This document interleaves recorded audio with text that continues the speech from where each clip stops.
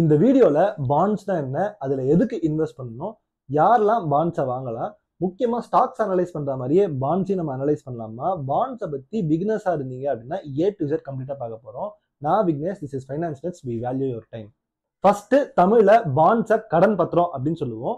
பேசிக்கா ஒரு நிறுவனத்துக்கு பப்ளிக் உங்களையும் என்னையும் மாதிரி ஆட்களோ இல்ல வேற ஒரு இன்ஸ்டிடியூஷனோ கடன் தராங்க. நீங்க ஒரு பேங்க்ல கடன் வாங்கினீங்கன்னா என்ன பண்ணுவீங்க, உங்களுக்கு இன்ட்ரெஸ்டும் வட்டியும் முதலுமா சேர்த்து திருப்பி கட்டுவீங்க. அதே மாதிரி தான் இங்க இந்த நிறுவனம் உங்களுக்கு வட்டியும் முதலுமா அந்த இயருக்கு தருவாங்க. இங்க என்ன சின்ன டிஃபரன்ஸ் அப்படின்னு பாத்தீங்கன்னா, நீங்க கடன் கொடுக்கும்போது மந்த்லி பேமெண்ட்டும் கூடவே இன்ட்ரெஸ்டும் கொடுப்பீங்க. ஆனா இந்த பாண்ட்ஸை பொறுத்த வரைக்கும் முதல்ல உங்களுக்கு வட்டியை மட்டும் கொடுத்துட்டு இருப்பாங்க. 1 இயர் முடிவுல உங்களுக்கு அந்த கேபிட்டல் திருப்பி கொடுத்துருவாங்க. அண்ட் இந்த இன்ட்ரெஸ்ட் ரேட்டை தான் கூப்பன் ரேட் அப்படின்னு சொல்லிட்டு பாண்ட்ஸ்ல சொல்லுவாங்க. முக்கியமா இந்த பாண்ட்ஸை பொறுத்த வரைக்கும் இன்ட்ரெஸ்ட்டுமே சில பேர் மந்த்லி தருவாங்க, சில பேர் 3 months ஒன்ஸ் தருவாங்க, சில பேர் இயர்லி ஒன்ஸ் மொத்தமாக கூட தருவாங்க. ஃபார் எக்ஸாம்பிள், நீங்க 10 லட்ச ரூபாய் பாண்ட்ஸை இன்வெஸ்ட் பண்ணிருக்கீங்க அப்படின்னா 7% இன்ட்ரெஸ்ட் கிடைக்குதுன்னு வச்சுப்போம். இந்த இடத்துல 10,70,000 தான் உங்களுக்கு வர வேண்டிய அமௌண்ட். இதை மந்த்லி 7,000 தரலாம், அப்படி இல்லைன்னா 3 மாசத்துக்கு ஒரு வாட்டி 21,000 ரூபாயா தரலாம். அதுவும் இல்லைன்னா மொத்தமா அந்த இயர் முடிவுல உங்களுக்கு 10,70,000 ரூபாயா தரலாம்.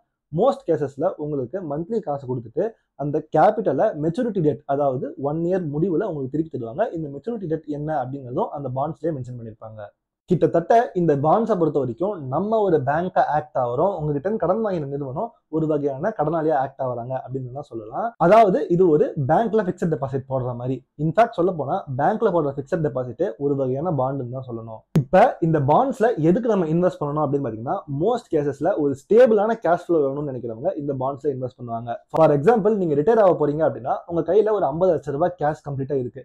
இதை வச்சுட்டு நான் என்ன பண்ணலாம் அப்படின்னு நினைச்சீங்கன்னா, இந்த மாதிரியான ஒரு பாண்ட்ஸ்ல ரொம்பவே ஸ்டேபிளா சேஃபா இருக்கும். இங்க போயிட்டு நீங்க இந்த 50 lakhs போடும்போது உங்களுக்கு மந்த்லி 50,000 அப்படிங்கிற கேஷ் ஃப்ளோ உங்களுக்கு கிடைக்கும். அட் த சேம் டைம் உங்க கேபிட்டல் அந்த 1 இயர் முடிவுல திருப்பி கிடைச்சிடும். இதுதான் இந்த பாண்ட்ஸ் இருக்கிற முக்கியமான அட்வான்டேஜ். இங்க முக்கியமான வார்த்தைகளே ஸ்டேபிள், ஸ்டடிங்கிறது தான். இன்னொரு முக்கியமான ரீசன் பாண்ட்ஸ்ல இன்வெஸ்ட் பண்றதுக்கு கேபிட்டல் ப்ரொடெக்ஷன் அப்படின்னு சொல்லலாம். ஸ்டாக்ஸ் மாதிரி இந்த பாண்டோட பிரைஸ் உடனே ஃபால் ஆகிட்டே இருக்காது. பிசினஸ் எப்படி நடக்குதோ நடக்கலையோ உங்ககிட்ட வாங்கின கடன் கண்டிப்பா கொடுத்து தான் ஆவாங்க. ஸோ அந்த பேசிஸ்ல பாண்ட்ஸ்ங்கிறது ஸ்டாக்ஸோட ரொம்பவே சேஃபான ஒரு அசட்டா இருக்கு. மூணாவது விஷயம், ஏன் ஒருத்தர் பாண்ட்ஸ்ல இன்வெஸ்ட் பண்ணணும் அப்படின்னு பாத்தீங்கன்னா, டைவர்சிபிகேஷன் அப்படின்னு சொல்லலாம். பேசிக்கா நீங்க ரொம்ப அதிகமான கேஷை ஸ்டாக்ஸ்ல இன்வெஸ்ட் பண்ணிட்டீங்க, இதுக்கு மேல என்ன பண்றதுன்னு தெரியல அப்படின்னா ஒரு சேஃப்டிக்காக கொஞ்சம் கோல்டுல கொஞ்சம் பிக்சட் டெபாசிட்ல இன்வெஸ்ட் பண்ற மாதிரியே பாண்ட்ஸ் இன்வெஸ்ட் பண்ணிட்டு அதுல இருந்து ரிட்டர்ன்ஸ் பார்க்கலாம். அண்ட் முக்கியமா பாண்ட்ஸ்ல இருந்து வரக்கூடிய இன்ட்ரெஸ்ட்டை திருப்பி ஸ்டாக்ஸ்ல வாங்குறது மூலமா உங்களால பெட்டர் ரிட்டர்ன்ஸை பார்க்க முடியும். சரி, இப்ப பாண்ட் இன்வெஸ்டிங்ல எந்த பிரச்சனையுமே கிடையாது அப்படின்னு நினைச்சீங்கன்னா அதுவும் கிடையாது. பாண்டுங்கிறது என்னதான் பிக்சட் டெபாசிட் மாதிரி இருந்தாலும் அது முக்கியமா எஃப்டியோட இன்ட்ரெஸ்ட் ரேட்டை டிபெண்ட் பண்ணி இருக்கு. ஏன் அப்படிங்கிறத ஒரு எக்ஸாம்பிள் இருந்து பார்க்கலாம். ஒரு 3-4 வருஷத்துக்கு முன்னாடி நீங்க எஸ்பிஐ மாதிரியான கவர்மெண்ட் பேங்க்ல போயிட்டு பிக்சட் டெபாசிட் போட்டீங்க அப்படின்னா ஒரு 5.5% இன்ட்ரெஸ்ட் ரேட் தான் உங்களுக்கு தருவாங்க. இந்த பாண்டோட இன்ட்ரெஸ்ட் ரேட் எப்பவுமே பிக்சட் டெபாசிட்டோட கொஞ்சம் அதிகமான ரேட்ல இருக்கும். ஸோ அந்த டைம்ல ஒரு 7% இன்ட்ரெஸ்ட் ரேட்ல இந்த பாண்ட்ஸ் கொடுத்துருப்பாங்க. ஸோ அப்ப பார்க்கும்போது உங்களுக்கு இந்த பாண்ட்ஸ் அட்ராக்டிவா தெரியும். எஃப்டில 5% தான் கிடைக்குது, ஆனா பாண்ட்ஸ்ல 7% கிடைக்குது அப்படிங்கிறதுனால. ஆனா இன்னைக்கு அந்த ரேட்டை பாத்தீங்க அப்படின்னா எஃப்டிஏ 7% தராங்க. ஏன்னா இன்ஃபிளேஷன், எக்கனாமிக்கல் சிச்சுவேஷன்ஸ்னால இன்ட்ரெஸ்ட் ரேட்ஸ் ஏறிடுச்சு. இப்ப அந்த பாண்ட் உங்களுக்கு பார்க்க ரொம்பவே அன்அட்ராக்டிவா தெரியும். காரணம் என்ன அப்படின்னா, பாண்ட்ஸ்ல தரக்கூடிய அதே இன்ட்ரெஸ்ட் ரேட்டை எஃப்டில இருந்தே வாங்கும்போது எதுக்கு அதிக ரிஸ்க் இருக்கணும் அப்படின்னு உங்களுக்கு தோண ஆரம்பிச்சிடும். ஆனா இந்த டைம்ல நீங்க புதுசா வாங்கக்கூடிய பாண்ட் 9% இன்ட்ரெஸ்ட் தருவாங்க. நீங்க முன்னாடியே இந்த 7% இன்ட்ரெஸ்ட் ரேட்டுக்கான பாண்டை வாங்கினது ஒரு பிரச்சனையா உங்களுக்கு அமைஞ்சிருக்கலாம். இதுல இருந்து என்ன புரியுது, பிக்சட் டெபாசிட்டை பொறுத்த வரைக்கும் இன்ட்ரெஸ்ட் ரேட் இயர்லி மாறும். அண்ட் இந்த ரேட் ஏறிச்சு அப்படின்னா அது பாண்ட்ஸோட ரேட்டை பயங்கரமா அஃபெக்ட் பண்ணும் அப்படிங்கிறது புரியுது. இங்க இன்னொரு முக்கியமான விஷயம் என்ன அப்படின்னா, பாண்ட்ஸை நீங்க எப்போ வேணாலும் செகண்டரி மார்க்கெட்ல வித்துடலாம். அதாவது நீங்க ஒரு 10 lakhs கொடுத்து ஒரு 3 monthsக்கு அதுல இருந்து கேஷ் ஃப்ளோ பார்த்துட்டு இருக்கீங்க. 4th month அப்ப உங்களுக்கு இல்ல இந்த பாண்ட் எனக்கு இதுக்கு மேல வேணாம்னு நினைச்சீங்க அப்படின்னா இந்த பாண்டை நீங்க வித்துடலாம். அந்த பாண்டுக்கு எவ்வளவு இன்ட்ரெஸ்ட் பாக்கி வர வேண்டியது இருக்கு அப்படிங்கறத பொறுத்து உங்களுடைய பாண்டோட இன்ட்ரெஸ்ட் ரேட் டிமாண்ட் சப்ளைக்கு ஏற்ற மாதிரி ஒரு ரேட் சொல்லுவாங்க. அந்த ரேட்ல நீங்க நினைச்சா வித்துக்கலாம். ஸோ இது அப்படியே ரிவர்ஸ்லயுமே நடக்கும். எப்படி இன்ட்ரெஸ்ட் ரேட் ஏறிடுச்சு அப்படின்னா முன்னாடியே வாங்கின பாண்ட்ஸுக்கு ரேட் குறையுதோ, அதே இன்ட்ரெஸ்ட் ரேட் அதிகமா இருக்கும்போது இப்ப நீங்க 9% பாண்ட் வாங்கிட்டீங்க, நாளைக்கு இந்த இன்ட்ரெஸ்ட் ரேட்டை 5.5 திருப்பி குறைச்சிட்டாங்க அப்படின்னா அந்த டைம்ல உங்க பாண்ட் ரொம்பவே வேல்யூடா இருக்கும். அப்ப எக்ஸ்ட்ரா பிரீமியம் கொடுத்து உங்க பாண்டை வாங்குவாங்க. உங்களுக்கு செகண்டரி மார்க்கெட்ல அதிகமான ரேட்டும் கிடைக்கலாம். ஸோ இங்க நமக்கு இன்னொரு விஷயமே புரிய வருது, பாண்ட் ரேட் அதோட டென்யூரை பேஸ் பண்ணி தான் இருக்கு.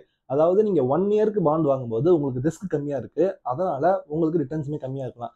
2-3 இயர்ஸ்க்கு நீங்க வாங்கும்போது ரிஸ்க் அதிகமாகுது. பட் அதுக்கேற்ற மாதிரி ரிட்டர்ன் ரேட் அதிகமா தெரிஞ்சாலும் பிக்ஸட் டெபாசிட்டோட இன்ட்ரெஸ்ட் ரேட் ஏறிடுச்சு அப்படின்னா அப்ப இந்த பாண்ட்ஸோட ரேட் பயங்கரமா குறைஞ்சிடலாம். சரி, இப்போ இந்த பாண்டை வாங்குறதுக்கு முன்னாடி என்னெல்லாம் டைப் ஆஃப் பாண்ட்ஸ் இருக்கு அப்படிங்கறத நம்ம புரிஞ்சுக்க வேண்டியது ரொம்பவே முக்கியம். செக்யூர்ட் பாண்ட்ஸ் அப்படின்னு ஒன்று சொல்லுவாங்க. ஃபார் எக்ஸாம்பிள், நீங்க போயிட்டு ஒரு ஹவுசிங் லோனோ கோல்டு லோனோ வாங்கினீங்கன்னா எந்த அடிப்படையில் உங்களுக்கு பேங்க் லோன் தராங்க?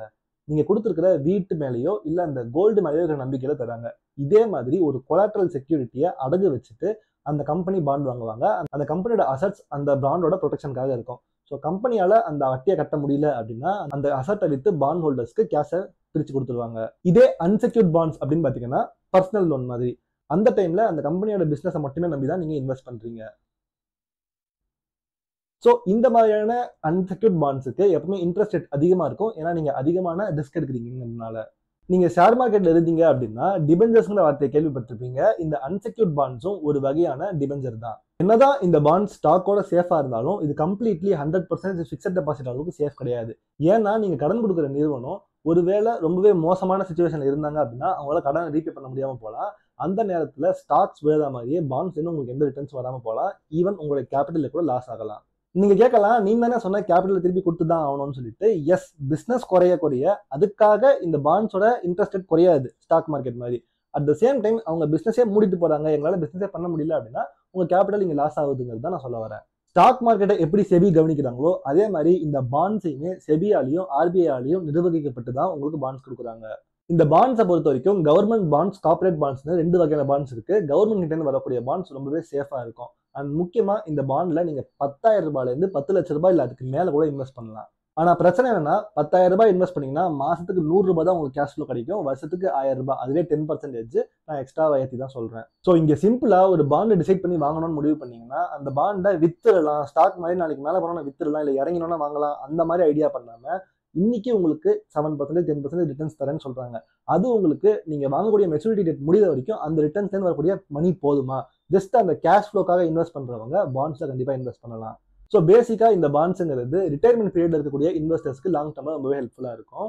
இந்த பாண்ட்ஸ்லயே இன்னும் AAA ரேட்டிங், AA ரேட்டிங்லாம் சொல்லுவாங்களே அப்படின்னா என்ன, கிறிசலுக்கு இங்க என்ன ரோல் இருக்கு, முக்கியமா ட்ரெஸரி பில்ஸ் தான் என்ன, ஈல்டு டு மெச்சூரிட்டினா என்ன, கூப்பன் ரேட்னா என்ன அப்படிங்கிறதுலாம் இன்னும் கம்ப்ளீட்டா உங்களுக்கு செகண்ட் வீடியோ சொல்லி தரேன். இந்த வீடியோக்கு 300 லைக்ஸ் நான் டார்கெட்டா வைக்கிறேன். அது வந்துச்சு அப்படின்னா இந்த பாண்ட்ஸ்ல இன்னொரு வீடியோ போடுறேன். அந்த வீடியோல நான் உங்களுக்கு இதை பத்தி நல்லா டீடைலா சொல்லி தரேன். பட் நீங்க இந்த பாண்ட்ஸ் இல்லாம ஸ்டாக்ஸ் மூலமாவே மந்த்லி கேஷ் ஃப்ளோ நல்லா இருக்கும், அதை டிவிடெண்ட் மூலமாவே ஏர்ன் பண்ண நல்லா இருக்கும் அப்படின்னு நினைச்சீங்கன்னா டிவிடெண்ட் மூலமா எப்படி மாசம் 10,000 ரூபாய் ஏர்ன் பண்ணலாம், அதுக்கு எவ்வளவு கேபிட்டல் நீங்க போட வேண்டியது இருக்கும் அப்படிங்கிறதெல்லாம் நான் இந்த வீடியோ சொல்லியிருக்கேன். அதை செக் பண்ணி பாருங்க. நான் உங்களை அங்க மீட் பண்றேன். Have a great day, Vignesh.